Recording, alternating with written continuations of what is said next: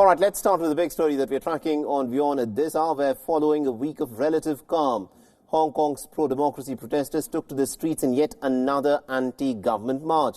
The protests turned violent as the police had to fire tear gas canisters at the demonstrators outside of a police station.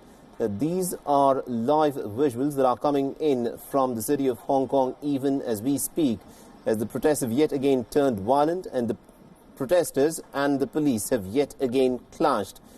Now, the police had to use water cannons in a bid to try and disperse the protesters. Security has been beefed up and water cannons have been deployed in several areas to ensure that protesters do not all crowd together. Metro stations across Hong Kong have also been shut to ensure that there is no easy access to mobility for protesters to mobilize in one place.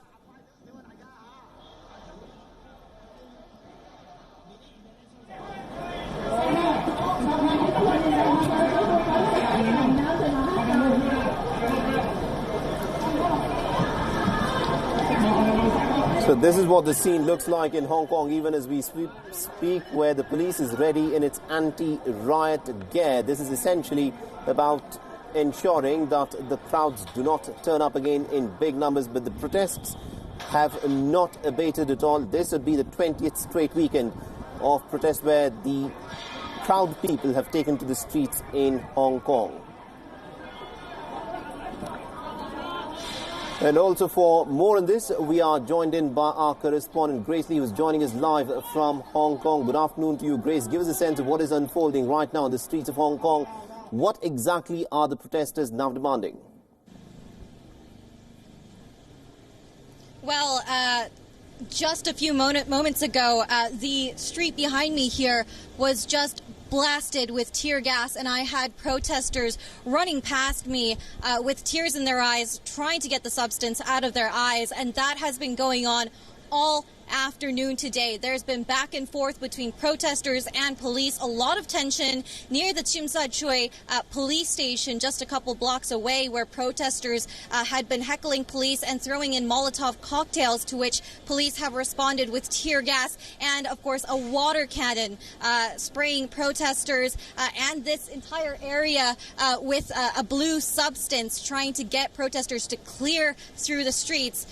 Now, this is a significant escalation in the action that we've been seeing in Hong Kong. We did, like you said, see about a week of relative quiet, peace and calm, to which a lot of people had been asking me, well, are things petering out? Are things becoming calmer in Hong Kong?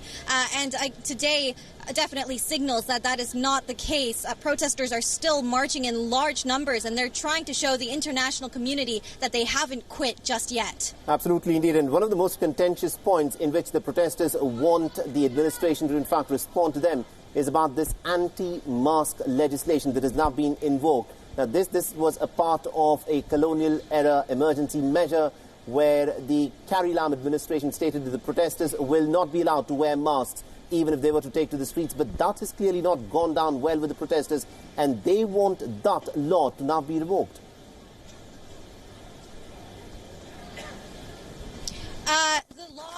The anti-mask law is due for a review at the end of this month. But certainly it hasn't stopped protesters from marching on these streets. If anything, the critics of the law say that it's inflamed tensions here. It's actually brought more protesters out to the streets because they feel like Carrie Lam and her government are infringing on their rights, and that's what this movement has been about since the beginning. It's been about that extradition law, that extradition bill that protesters didn't like, not because they didn't want to be extradited, but because of what it meant for their freedoms and the infringement on what they believe to be as their democratic rights. And so the fact that Carrie Lam put down this very invasive anti-mask law has certainly rubbed protesters here the wrong way. And as you can see from the pictures, a lot of them are wearing masks today. The penalty for wearing a mask now is up to a year in jail, but certainly that's not stopping anybody from wearing them. Absolutely, indeed. And what impact have these protests have had on the businesses in Hong Kong? So even as we speak, we see a shop that is open behind where you're standing, but Give us a sense of how this has impacted the business sentiment in general in Hong Kong. Sorry, I couldn't hear that last question. There's a lot of connectivity issues here. Right, my question was, what kind of an impact have these protests had on the businesses in Hong Kong, or the shops shut? What is the scene like in a larger perspective in terms of the protests there?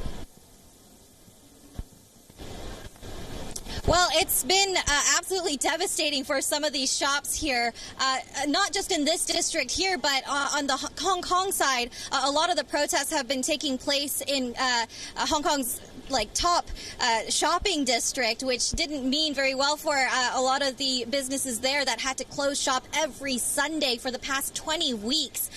As for the businesses here, it's just one day of closing shop, and of course we've seen a lot of vandalism, but that's only for any businesses that have links to Beijing, like China Bank, and of course a lot of the businesses who have spoken out in support of the government or Beijing.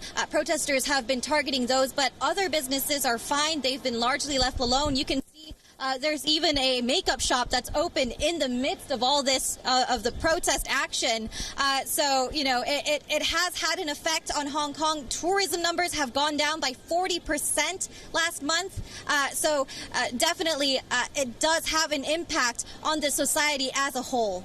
Absolutely. We'll have to leave there. Thank you very much indeed, Grace, for joining us and getting us all those insights in terms of what is unfolding in Hong Kong. We'll, of course, come back to you as more developments emerge through the day.